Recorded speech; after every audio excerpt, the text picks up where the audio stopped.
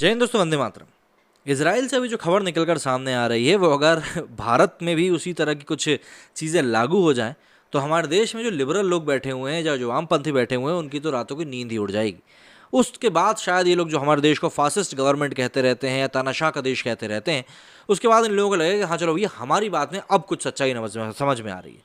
दरअसल इसराइल ने एक जो फैसला निकाला है, जो एक मैं कहूँगा पारित किया है कि जो भी कोई व्यक्ति देश से गद्दारी करता है या देश के खिलाफ कुछ भी काम करता है उसकी सिटीजनशिप ही उससे छीन ली जाएगी।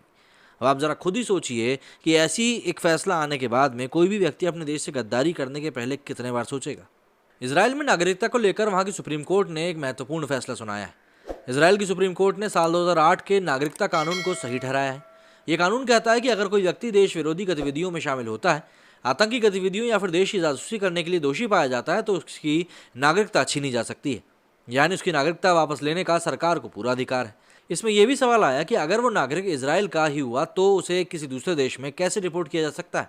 तो अदालत ने इस पर फैसले में कहा कि इस कंडीशन में उस व्यक्ति की नागरिकता तो रद्द की जा सकती है, उसका मतदान का अधिकार भी छीना जा सकता है, लेकिन उसे देश में रहने की इजाज़त होगी। इसके लिए आंतरिक मंत्रालय को उसे एक रेसिडेंसी या परमिट जारी करना पड़ेगा। हालांकि इस फैसले के बाद वहां की सरकार और फिलिस्तीनी मूल के नागरिकों के बीच एक नया संघर्ष शुरू हो गया है। दरअसल इसराइल में अरब अल्पसंख्यकों के लिए काम करने वाले संगठनों का आरोप है कि इसराइल का ये कानून का प्रयोग फिलिस्तीनी मूल के लोगों के खिलाफ किया जाएगा। एक अनुमान के मुताबिक इसराइल की आबादी में फिलिस्तीनी मूल के नागरिकों की संख्या करीब 20% है और आरोप लगाए जा रहे हैं कि सुप्रीम कोर्ट के इस फैसले से इसराइल सरकार को फिलिस्तीनी मूल के नागरिकों का दमन करने का फ्री हैंड मिल जाएगा। फिलिस्तीनी मूल के लोगों के विरोध प्रदर्शनों को देश विरोधी ठहराया जाएगा। इसे आधार बनाकर उनके नागरिक अधिकार छीने जाएंगे और उन्हें देश से बाहर निकाला जाएगा।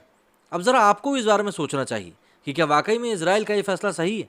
सोचिए, अगर कोई नागरिक अपने देश के साथ गद्दारी करता है, देश में ही रहकर किसी आतंकवादी हमले को अंजाम देता है या फिर देश के खिलाफ जासूसी करता है, लोगों की जान पर खतरा पैदा करता है, तो उसे सभ्य नागरिक आखिर हम कैसे कह सकते हैं। तो फिर ऐसे नागरिक को देश में रहने ही क्यों दिया जाए? उसे वो सारे अधिकार क्यों मिलने चाहिए जो कि देश के किसी भी सभ्य और देशभक्त नागरिक को मिलते हैं? क्या उसकी नागरिकता रहनी चाहिए? इस बारे में ही आज आपको सोचने की ज़रूरत है।